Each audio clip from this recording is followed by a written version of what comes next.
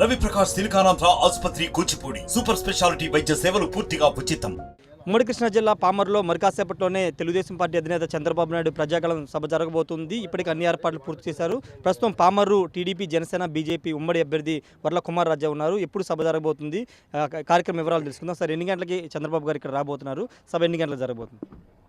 సరిగ్గా 4 గంటలకి ఇక్కడ చంద్రబాబు గారు ల్యాండ్ కాబోతున్నారు. అదేవిధంగా ఈరోజు పామర్ సెంటర్లో 4:20, 4:30కి సభ ప్రారంభం కాబోతుంది. అంగరంగ వైభవంగా ఈరోజు పామర్ ముస్తాబైంది.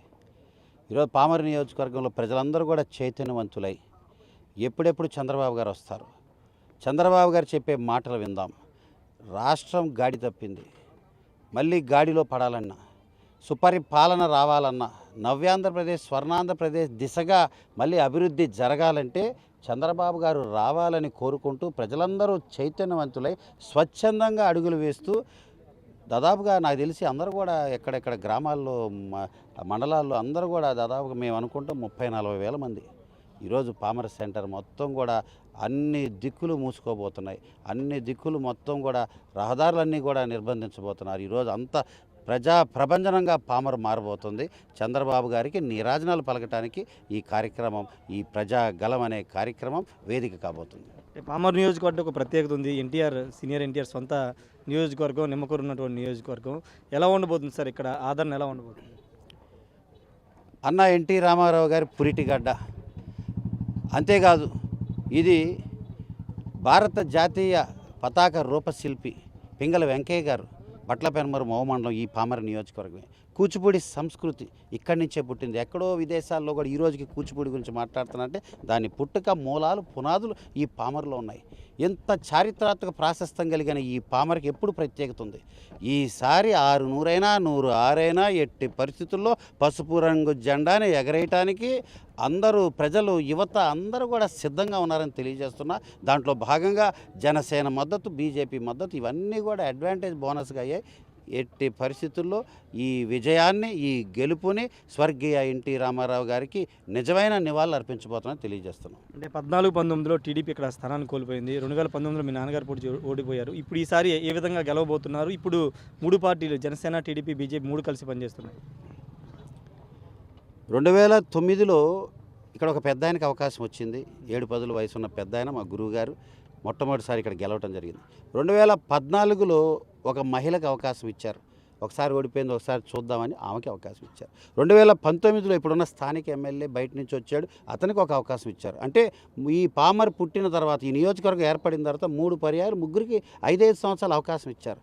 మరి మా నాన్నగారే కొద్దిగా దగ్గరగా వచ్చి 1000 ఓట్ల తేడాతో ఓటమి చవి చూశారు. విజయం దక్కల. ఈరోజు ప్రజల్లో, పబ్లిక్లో ఆయన కుమారుడిగా 10 సంవత్సరాల తర్వాత కుమార్ రాజా అనే నేను 3 సంవత్సరాలుగా ఎక్కని గడపలేదు, మాట్లాడిన మనిషి లేడు. నా కష్టం, నా శ్రమ, నేను చేస్తున్న సేవ చూసి ప్రజలందరూ మనసులో నాకు స్థానం ఉందని నేను నమ్ముతున్నా, విశ్వసిస్తున్నాను. ఖచ్చితంగా ప్రజలందరూ కూడా నన్ను ఆదరిస్తారని కోరుకుంటున్నా. అదేవిధంగా మీ ఛానల్ సాక్షిగా నేను కూడా ప్రజలందరికీ 2 చేతులు జోడించి విజ్ఞప్తి చేస్తున్నా. అందరికీ ఒక్కొక్క అవకాశం ఇచ్చిన మీరు ఈసారి నన్ను చూడండి, ఈ అవకాశం నాకు ఇవ్వండి. ఉన్నత చదువులు చదువుకున్న ఒక వ్యక్తి నిజాయితీగా సేవ చేస్తే ఎలా ఉంటుందో చేసి చూపిస్తాను కూడా మీ అందరి మీడియా సాక్షిగా ప్రజలందరికీ విజ్ఞప్తి చేస్తున్నా. ప్రగతి పదం అనే పుస్తకం పెట్టుకున్న ప్రతి సమస్యని దాంట్లో నమోదు చేశా. మీకు తెలుసు, 40 రోజులు పల్లెబాట నిర్విరామంగా చేశా. ఇంటికి కూడా రాకుండా చర్చిల్లో, కార్యకర్తలలో రాత్రులు పడుకొని ఉదయం 6 గంటలకు మళ్ళీ పల్లెబాట, 24 గంటలు 40 రోజులు 101 గ్రామాలు ప్రజా సమస్యలు తెలుసుకుంటూ వాళ్ళకి భరోసా, నమ్మకం కలిగిస్తూ చేసిన కార్యక్రమంలో ఎన్నో సమస్యలు నమోదు చేశా. ఆ సమస్యలను పరిష్కరించడమే ధ్యేయంగా, లక్ష్యంగా, ఒక దృఢ సంకల్పంగా, నా కర్తవ్యంగా పెట్టుకున్నా. నన్ను ఆదరించండి, దీవించండి. ఈసారి నన్ను చూడండి, మీ సేవకుడిగా ఉంటానని మీ అందరికీ 2 చేతులు జోడించి తెలియజేస్తున్నా. ఆశీర్వదించండి. అంటే వర్ల కుమార్ రాజా బలం ఏదంటే ఏం చెప్తారు? మీ బలం ఏంటి? నా బలం, బలహీనత అన్ని ప్రజలేనండి. ఈరోజు వాళ్ళు తిట్టినా, కొట్టినా, మెచ్చుకున్నా, ఇంకోటన్నా, వాళ్ళు దుఃఖం వచ్చి బాధ కలిగితే నేను వెళ్ళి వాళ్ళ ఇంట్లో ఏడుస్తా. వాళ్ళు ఆనందంగా ఉండి సెలబ్రేషన్ నన్ను పిలిస్తే నేను వాళ్ళతో ఆనందంగా నేను జతకడతా. ఈరోజు ఎన్ని సమస్యలు సార్, అందరూ తలుచుకుంటే ఇంటింటా రామాయణం, ఇంటింటా కష్టాలు అనే సామెత అన్నట్టుగా ప్రతి ఇంట్లో సమస్యలే. ఈరోజు వాళ్ళ ఇంట్లో పెద్ద కొడుకుగా వాళ్ళ బిడ్డగా వారి సేవకుడిగా శ్రేయోభిలాషిగా వాళ్ళందరూ ఆదరిస్తే సేవకుడిగా ఉండటానికి ముందుకొస్తున్నా నా బలం ప్రజలే. ఫైనల్గా చంద్రబాబు గారి స్పీచ్ ఎలా ఉండబోతుందంటే మీరు ఆల్రెడీ లోకల్ ఎమ్మెల్యే ఇసుక దందాలు పాల్పడుతున్నారు, అవినీతి పాల్పడుతున్నారని అనేక సందర్భాలు ఆరోపణ చేశారు. చంద్రబాబు గారి స్పీచ్ ఎలా ఉండబోతుంది? యువతని ఉత్తేజపరుస్తూ మహిళలకి భరోసానిస్తూ నిరాశ నిస్పృహతలో ఉన్న అన్నదాతలకి ఒక నమ్మకాన్ని కలిగిస్తూ చంద్రబాబు గారి స్పీచ్ ఈరోజు CBN 2.0.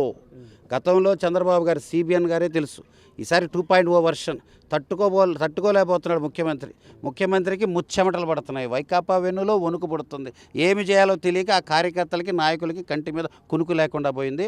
అదిరిపోయే విధంగా అందరూ మెచ్చుకునే విధంగా చంద్రబాబు గారు చెప్పే మాటలు వినటానికి మూలన్న ముసలివాళ్ళు కూడా కదిలి వస్తున్నారు. Okay, thank you sir. ఖచ్చితంగా అందరూ కథలు రాబోతున్నారని చెప్తున్నారు. చంద్రబాబు 2.0 వెర్షన్ చూస్తున్నామని చెప్తున్నారు. ఖచ్చితంగా పామరు నియోజకవర్గానికి సంబంధించి ఈసారి తెలుగుదేశం పార్టీ జెండా ఎగురుతుందని వర్ల కుమారాజ్ చెప్తున్నారు. Camera person ప్రసాద్తో Rayesh RTV palmar నుండి. మరిన్ని వీడియోస్ కోసం ఛానల్ ని సబ్స్క్రైబ్ చేయండి, లేటెస్ట్ అప్డేట్స్ కోసం వాట్సాప్ ఛానల్ ని ఫాలో చేయండి అండ్ లింక్ డిస్క్రిప్షన్ లో ఉంది.